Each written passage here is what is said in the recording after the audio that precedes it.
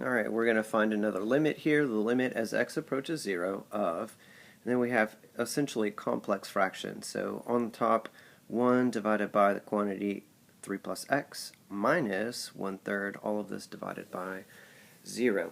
Okay, so I'm going to first plug in 0. And obviously, if I plug in 0 in the denominator, I'm just going to get 0. Which would mean that I would have an asymptote unless the top's also 0. So if I do plug in 0 across the top, there's where the 0 would be, and I would have 1/3 minus 1/3 over 0, which is 0 over 0, which is an indeterminate form, which means I probably have myself a hole. And in order to fix this, I got to do something with this algebraically. So now this is a complex fraction. So I'm going to fix the complex fraction by multiplying by the least common denominator of all the fractions. So if I rewrite this to make it, I guess, look a little bit what you usually think a complex fraction looks like, stack the fractions instead, might make this a little bit more obvious here. Minus 1/3 over x. So you can see my two denominators down here.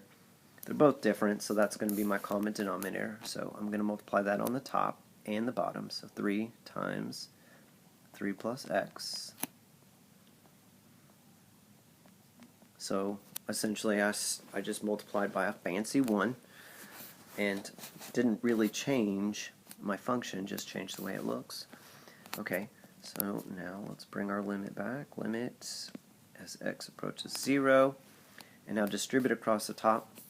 On the first one, let's see, our x plus 3's will cancel, or 3 plus x's will cancel, leaving just 3. And on the second one, the 3 will cancel, leaving me with a negative sign and then the parentheses, so negative 3 plus x. And then across the bottom, I have, just keeping this factored, 3x times 3 plus x. Now don't go getting cancel happy and try to cancel out these two parentheses, because you can't do it.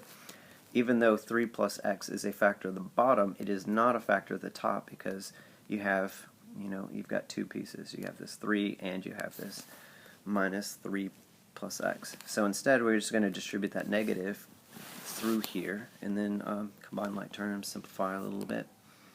When I do, this is going to make this a negative 3 minus x, so those 3's will cancel. And I have the limit as x approaches 0, negative x over 3x times 3 plus x.